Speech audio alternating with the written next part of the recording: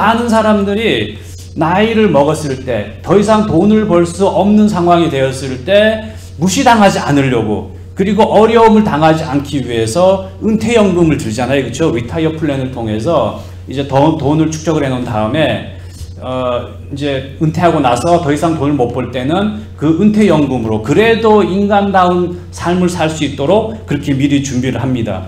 그래서 이제 열심히 일하고 뭐 쉬지 않고 밤낮으로 일하면서 그 어려운 가운데서도 그래도 은퇴연금 그 리타이어 플랜을 보면은 이제 조금이나마 위로와 소망을 얻는 거예요. 지금은 힘들지만 65세 아니면 70세가 되어서 내가 은퇴할 때는 그래도 요거 가지고 이제 살아나갈 수 있다, 이제 이렇게 생각하는 거죠. 젊었을 때는 자기의 젊음이 영원한 것 같아요. 더 늙지 않은 것 같습니다. 하지만 제가 살아보니까 한순간이에요.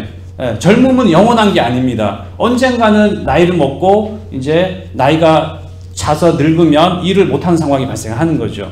우리 인생도 마찬가지예요. 우리가 이렇게 숨이 붙어 있으니까 마치 뭐 이 세상에서 영원히 살 것 같지만 언젠가 때가 되면 죽는다는 거예요. No exception. Everybody 다 죽어요. 장례식에 제가 여러 가보면 이분들이 젊었을 때는 뭐 한인사회에서 엄청난 활동을 하던 사람들도 예외 없이 나이가 차면 다 죽더라는 거죠. 근데 우리가 자기가 사는 동안에는 은퇴연금, 은퇴플랜을 짜면서 우리가 죽은 이후에 사후에는 어떻게 될까? 어떤 죽음 이후의 플랜에 대해서는 너무 잘 모른다는 거예요. 왜 우리가 주일날 나와서 예배를 드리고 기도를 하고 우리가 왜 크리스찬으로서 세상 사람들이 인조이하는 그 시간에 여기 와서 이렇게 예배 드리고 경배합니까? 가장 중요한 목적은 우리는 죽은 이후에 우리의 영혼이 하나님을 만나서 영원한 생명을 누리고 천국에서 하나님과 더불어 기쁨을 누리는 그런 소망을 가지고 있는 거예요. 이게 가장 중요한 근본적인 이유입니다. 근데 우리가 천국에 대해서 너무너무 모른다는 거예요. 네? 우리가 이 세상 살 동안 여기가 전부가 아니라는 거예요. 이 세상은 순례자의 삶입니다.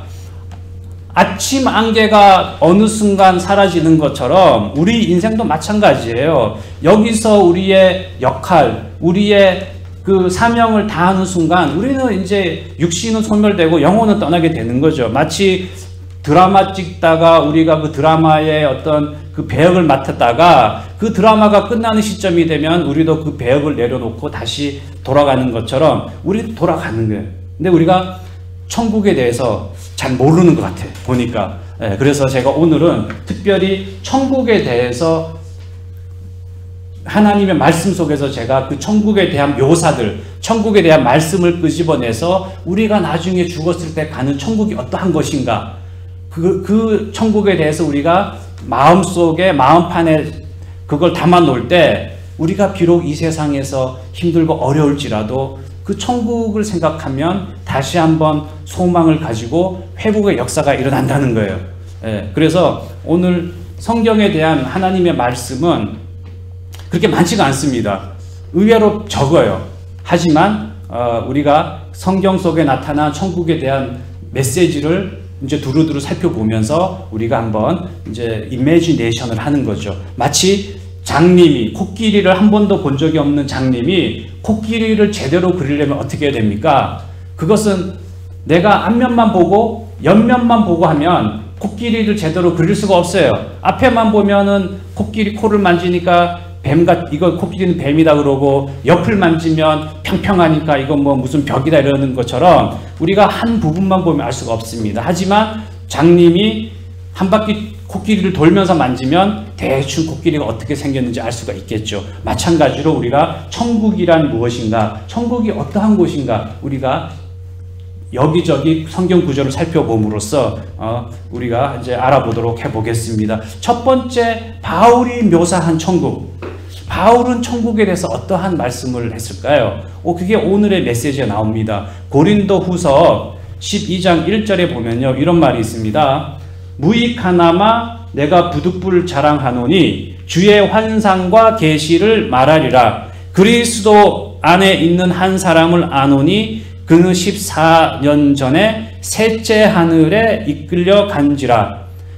그가 몸 안에 있었는지 몸 밖에 있었는지 나도 모르거니와 하나님은 아시느라. 내가 이런 사람을 아노니 그가 낙원으로 이끌려 가서 말로 표현할 수 없는 말을 들었으니 사람이 가히 이르지 못할 말이로다. 아멘. 사도 바울이 환상과 계시를 통해서 셋째 하늘을 바라본 거예요. 셋째 하늘이 뭐냐면 바로 천국입니다.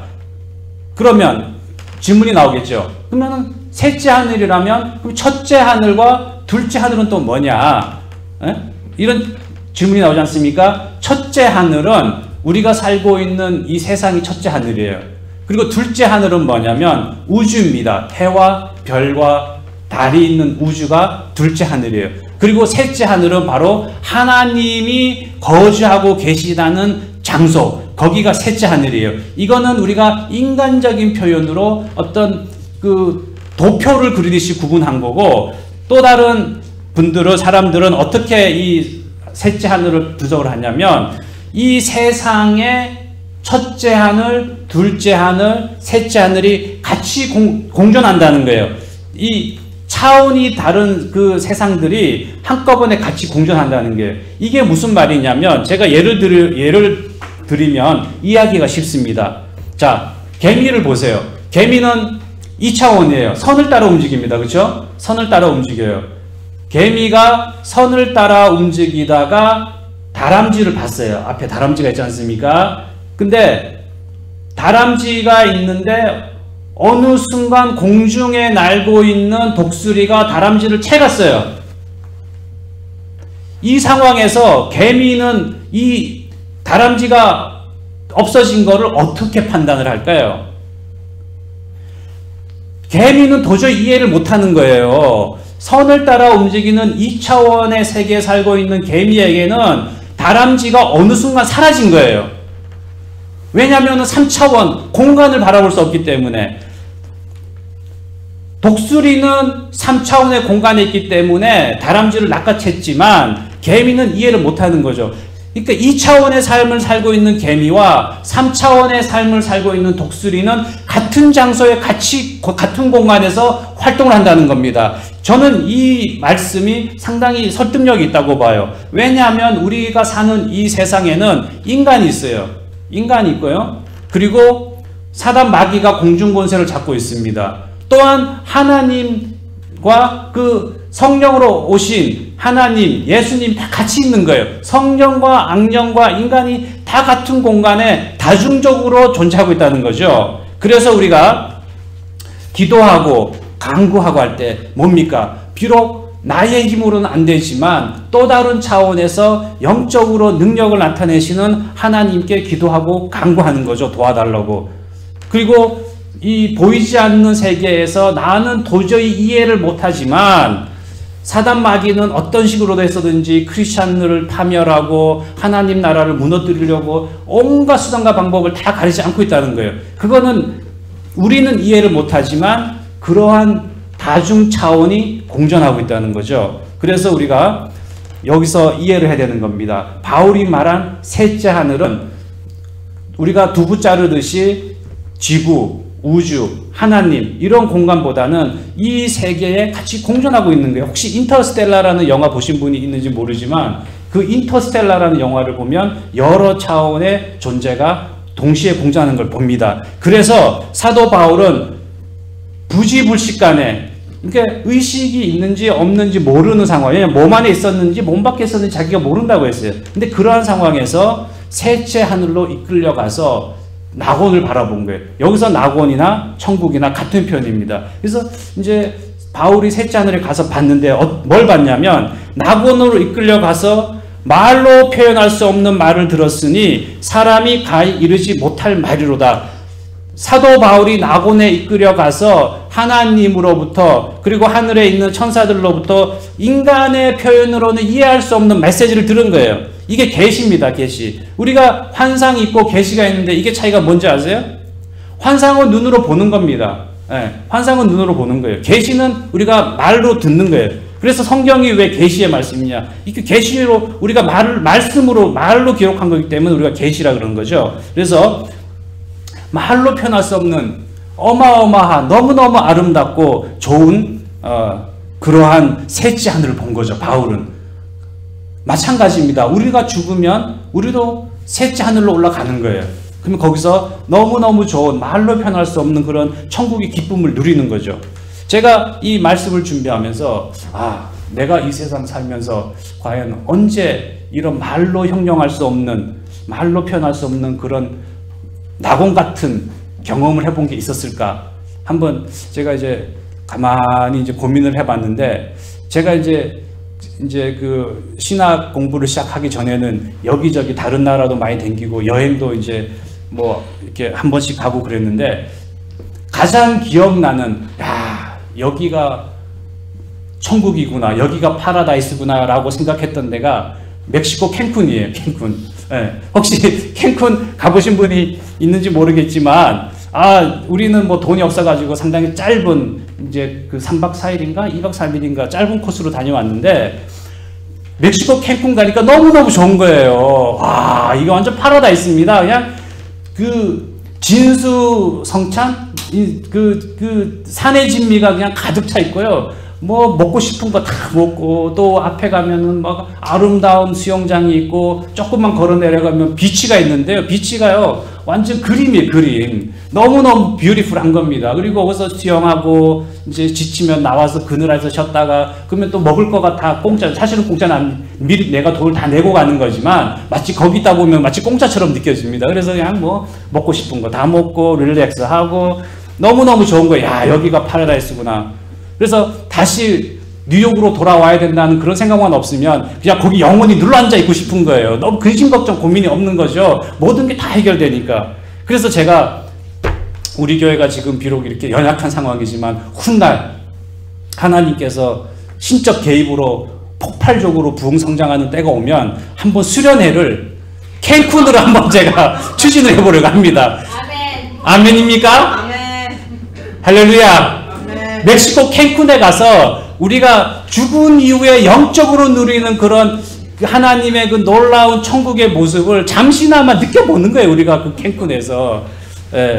아멘. 그래서 우리가 한번 여러분들도 생각을 해보세요. 여러분의 삶 가운데서 어떤 장소, 어떤 때에 그 여행을 갔었는데 너무너무 좋다.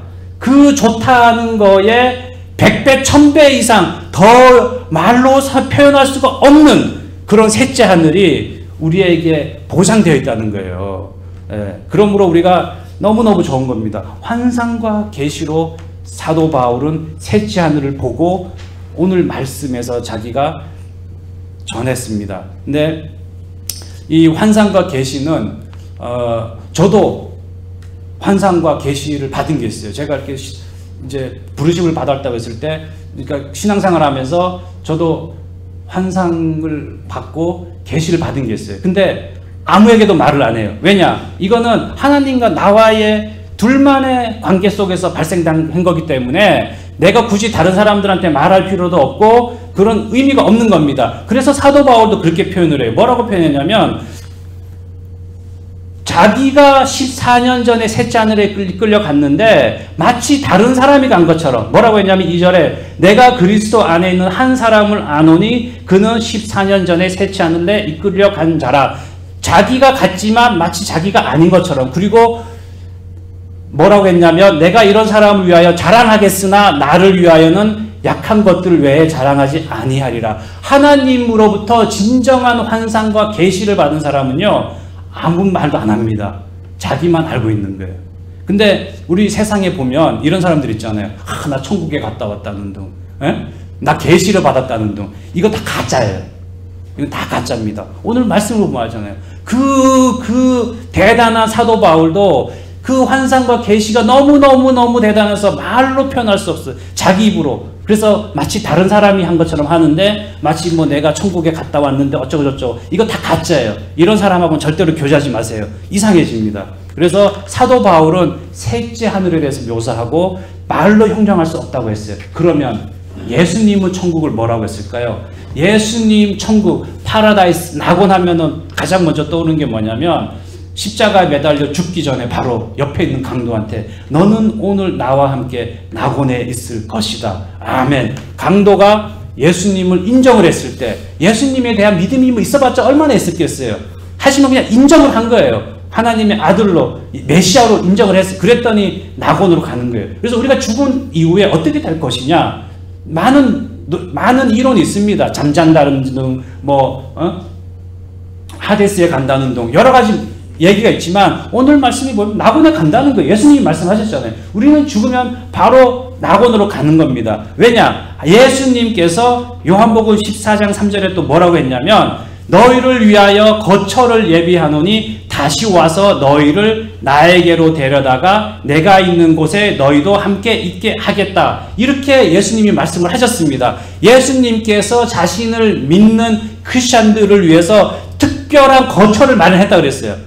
그래서 제가 이제 묵상을 했어요. 과연 이 거처가 어떤 거처인가? 그러면은 예수님을 믿는 사람들이 가는 거처가 있다라면 안 믿는 사람들이 가는 또 거처가 있을 거 아니에요. 하지만 예수님이 특별히 이렇게 거처를 마련하겠다고 했을 때는 어마무시하게 아름답고 환상적이고 그런 데니까 예수님이 이렇게 말하지 않았겠어요? 그래서 제가 이제 내가 만약에 죽어서 천국에 가면은 내가 살 거처는 황금집으로 된 그 황금 정원이 있는 그런 엄청난 곳으로 내가 가게 해달라고 내가 기도했어요.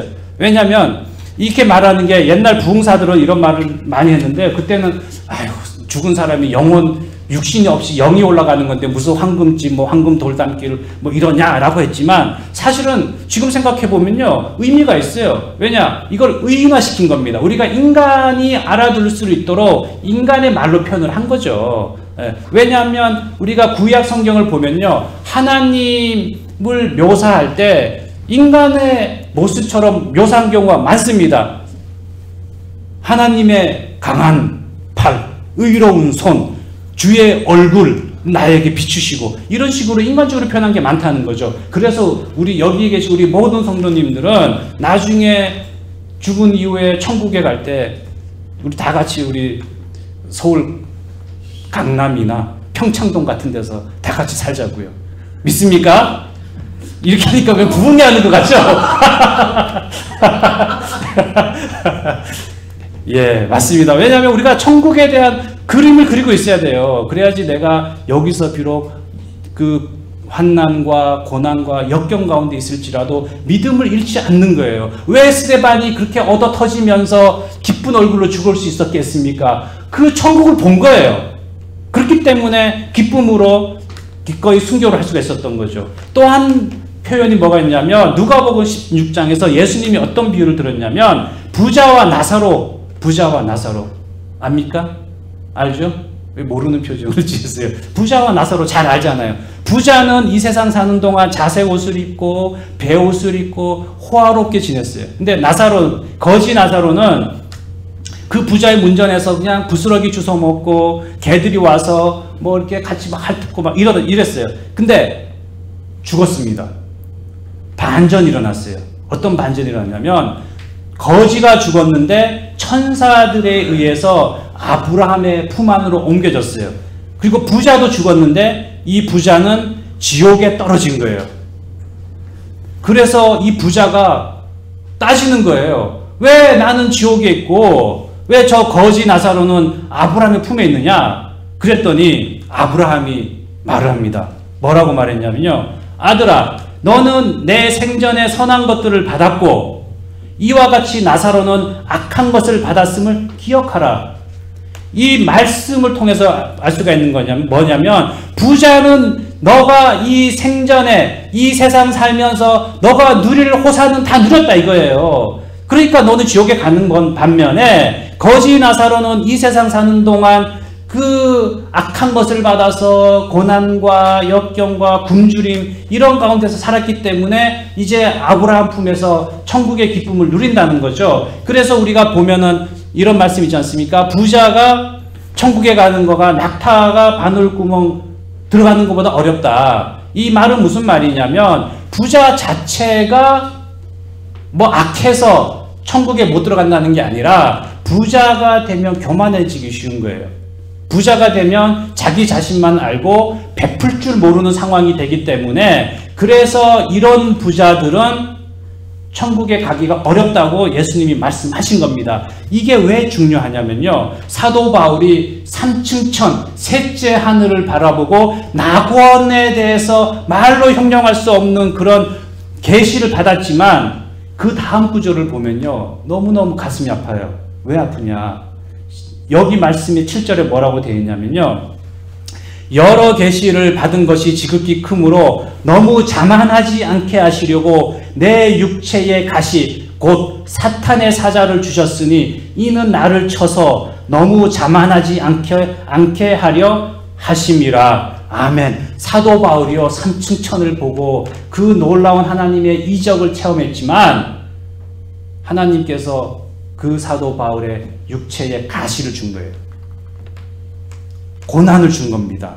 왜냐? 교만하지 않게 하기 위해서, 자만하지 않게 하기 위해서. 제가 이 메시지를 들으면서 떠오른 사람들이 있어요. 제가 부자들 중에서 그래도 많이 베풀고 신실한 부자들 있잖아요. 이런 사람들이요, 저는 대단하게 보였습니다. 아니, 누릴 거 다 누리고 가질 거 다 가진 사람들이 그러면 세상의 즐거움에 빠져가지고 향락에 빠져가지고 그냥 세상이 전부인 양 살 것 같은데 어떤 부자들은 정말 신실하게 겸손하게 하나님을 섬기는 거예요. 그래서 이 사람 참 대단하다, 참 믿음이 좋구나 이렇게 생각을 했습니다. 물론 그게 맞는 말이에요. 근데요, 제가 보니까 다는 아니겠지만 이 사람들한테 육신의 가시가 있더라고요. 육체의 가시가 있었어요. 그게 뭐냐면요, 이 사람들을 제가 가정을 보니까요, 예를 들면 이 뉴욕에서 식당을 되게 크게 한 사람이 있어요. 그분은 너무너무 믿음이 좋아. 근데 제가 알고 보니까 아들 내비가 지체장이에요. 예? 그리고 또 한 사람이 있어요. 의사예요. 돈 무시무시 벌었어요. 다 알아요. 한인사회에서. 너무너무 신앙생활 열심히 해요. 근데 알고 봤더니 여기도 자기 자식이 좀 장애가 심해. 가시에 가시. 네. 그래서 사도 바울의 가시, 오늘 말씀 7절에 나오잖아요. 여러 계시를 받은 것이 지극히 크므로 너무 자만하지 않게 하시려고 내 육체의 가시 곧 사탄의 사자를 주셨으니. 바울의 가시가 뭡니까? 바울의 가시가 무엇이냐에 대해서 여러 가지 얘기가 나와요. 많은 학자들 중에는 이런 말이 있어요. 그러면 바울의 가시가 첫 번째 아마 내적인 고통일 것이다. 바울이 신앙생활하면서 겪은 어떤 시험, 유혹, 그런 내적 고통이다. 이렇게 말하는 사람들이 있습니다. 맞을 수도 있어요. 사도 바울은 회심 전에 총망받는 바리새인 중에 바리새인이었는데 회심한 이후에는 신앙생활을 하고 나서부터는 십자가의 그 가시밭길, 고난의 가시밭길을 달린 거예요. 그러니까 그 내적인 마음 상처가 많은 거죠. 마음의 고통이 많은 거예요. 그걸 육신의 가시라고 할 수도 있어요. 또한 그거를 복음을 전하려고 할 때 그 대적들이 많지 않습니까? 사도 바울을 무너뜨리려고 하는 그 악한 세력들, 이 사람들과 싸우려고 하니까 얼마나 괴롭겠어요. 그리고 육신의 고통, 실질적으로 어떤 사람들은 눈이 문제가 있다, 사도 바울이 간질병이 있다, 이렇게 말하는 사람들이 있습니다. 사도 바울의 가시가 정확하게 무엇인지는 성경에 기록되어 있지 않기 때문에 우리가 단지 추정을 할 따름입니다. 하지만 세 가지 다 틀린 말이 아닌 거예요. 우리도 가시가 있을 수가 있습니다. 저도 가시가 있어요. 여러분도 가시가 있을 수 있어요. 근데 이 가시가 저주가 아니라 하나님의 은혜라는 거예요. 천국의 소망을 바라보고 내가 교만하지 않게 하기 위해서 이런 가시를 줬다 이거죠. 여기 크리스천들의 삶을 보면은 제가 한동안 시험에 든 적이 있었어요. 아니, 하나님을 믿고 예수님을 영접하고 성령과 더불어서 사는 크리스천이라면 이 세상에 살면서도 영화를 누리고 형통한 삶을 살아야 되는데 오히려 더 힘들게, 더 고난을 겪는 사람들을 제가 적지 않게 봅니다. 어떤 사람들은 제가 봤어요. 열심히 알고 봤더니 부모님이 문제가 있어. 장애가 있고 사업에 실패하고 또는 형제 가운데서 먼저 죽어. 형제 자매 가운데서 먼저 죽어요. 이게 상처가 되는 거예요. 그리고 학업에 실패하고 사업에 실패하고 사람들과의 관계에 실패해서 엄청난 고통 가운데 있는 사람들을 제가 적지 않게 봅니다. 그래도 그 사람들이 열심히 신앙생활을 하는데 제가 옛날엔 이해를 못했어요. 근데 오늘 말씀을 통해서 제가 깨달은 게 뭐냐면 하나님께서 비록 이러한 육신의 가시 그 사람에게 상처를 주지만 그것은 다시 말하면 우리가 천국에 대한 개런티라는 거죠. 이 짧은 세상, 길어야 100년, 이 세상이 영원한 게 아니라 우리가 진정 쫓아야 될 거는 바로 우리의 본향이 있는 거예요. 본향. 히브리서 11장에 보면은 제가 제일 좋아하는 구절이 뭐냐면 하나님께서 이제 뭐라고 말씀하셨냐면 그들이 이제는 더 나은 본향을 사모하니 곧 하늘에 있는 것이라. 이러므로 하나님이 그들의 하나님이라 일컬음을 받으심을 부끄러워하지 않으니 그들을 위하여 한 성을 예비하셨느니라. 하나님께서는 하나님을 믿는 백성들을 위해서 한 성을 예비하셨다고 그랬어요. 아까 예수님이 뭘 예비하셨다고 했습니까? 예수님께서 부활하시고 천국에 올라간 다음에 너희들을 위해서 처소를 준비하겠다고 했어요. 그러니까 그 처소, 이 하나님의 그 한 성, 이것이 바로 우리가 언젠가는 인생의 이 세상의 드라마가 이 세상의 연극이 끝나고 우리의 배역을 우리가 맡은 사명을 넉넉히 감당했을 때 가는 천국이라는 거예요. 그 천국은 요한계시록 21장에 나오는 것처럼 사망도 없고 슬픔도 없고 눈물도 없는 그런 기쁨과 감사가 충만한 그런 곳이라는 것이죠. 이 천국은 바로 하나님을 믿는 성도들에게 주어진 축복인 거예요. 그래서 결론은 우리는 천국에 대한 개런티를 받았다는 거죠. 그래서 내가 이 세상 살면서 비록 내 육체의 가시, 내 상처, 고난, 고통, 십자가가 있다 하더라도 그것을 인내하면서 오늘 사도 바울이 말한 것처럼 내 은혜가 내게 족하다. 이는 내 능력이 약한 데서 온전하여짐이라. 바로 여러분에게 천국의 확신을 주기 위해서. 근데 육신의 가시를 안 주면 교만해지기 때문에 내가 아픔이 없고 상처가 없고 그 환난이 없고 나의 능력의 한계를 깨닫지 않으면 왜 교회를 오고 왜 하나님을 믿습니까? 안 믿어요. 하나님께서 그 사랑하는 백성들을 위해서 바로 그 가시를 통해서 하나님을 찾고 예수님을 믿고 그 3차원의 세계에서 보다 차원이 높은 영적 세계의 은혜까지 우리에게 주셨다는 거죠. 그래서 우리가 로마서 8장에 나오는 그 사도 바울의 고백, 현재의 고난은 장차 우리에게 나타날 영광과 비교할 수 없도다. 아멘.